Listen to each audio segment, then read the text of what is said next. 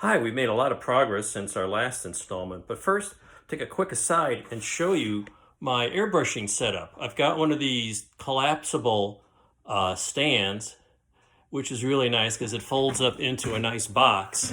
And I got the vent going out to my window outside. It's closed right now, keep the noise down. But normally, that's a nice little setup. And I got plenty of lights here.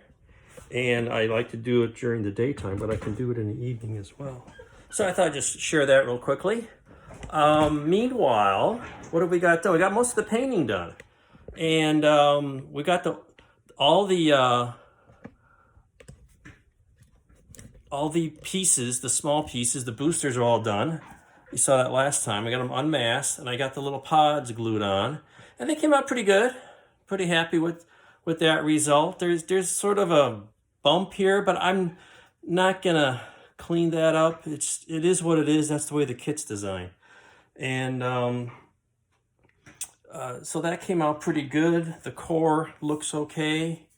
That's ready to go. I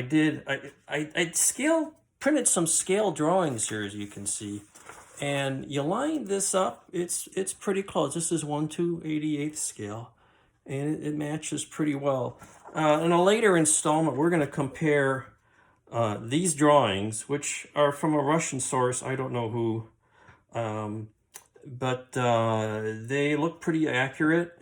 And I'm going to compare the two different kits, the Start kit and the Master Model kit.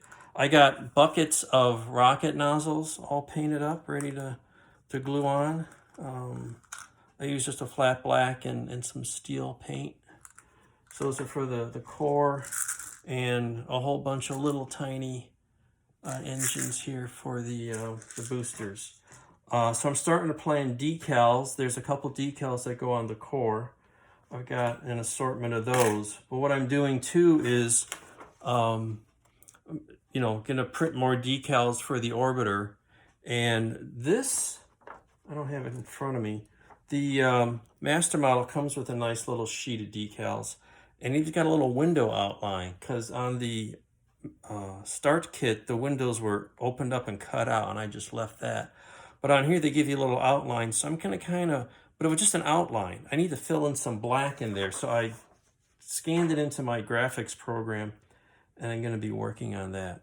Meanwhile, I got the orbiter painted, and I masked the black, and I had to figure out, okay, where am I going to put it to allow it to dry? And, because you can't put it on the bottom because it's wet, and I could put it upside down, but then the tail had paint on it. So I said, well, the sides are all masked, so I just got a clamp and put it on there, and off we go. So let's have a quick look at, there's the decals, what this is going to look like after we take off, let's say, the paint on the tail. Let's see how good a job I did on masking this thing on the tail. So we're going to take off just a couple of these pieces here and see how that came out. So I always like this great unveiling of decals. I bet you guys, you modelers out there, you like to do that too, to see if you're how good your masking job was. And this was masked with a lot of Tamiya tape and then airbrushed. And I'll just pick off a corner with a knife, grab it with some tweezers, and look at that. It's starting to look like something here. And let's see what we got here. We got a piece here. And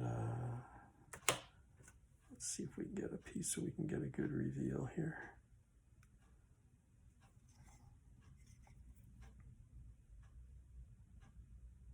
A lot of times this does require a little touch up, or a little, look at that, nice and clean. A little work with a toothpick to clean up the edges. Here we go. There we go. How's that? That's looking pretty good, I think. Pretty happy with that. So we'll take this off, And then we're pretty much done with painting. You know, I got a nice flat black on the bottom, and we got these cowl decals to put on there. And we'll proceed next towards doing the painting. And well, the painting's about done. So we'll be a little hand painting at the back here probably. That needs to be touched up by hand. But then we'll get on some decals on the orbiter, a couple of decals on the core booster, and then we're working on the base. We'll save that for another episode. The base for the start kit had 2 parts. This has a whole tree. It's probably like 20 parts or more.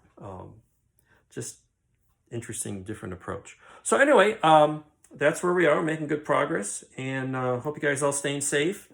And like I say, a lot of us modelers, we avoid human contact and like to stay to ourselves anyway. So in this virus crisis time, it's more time for building models. So hang in there, and we'll see you in a day or 3. Take care.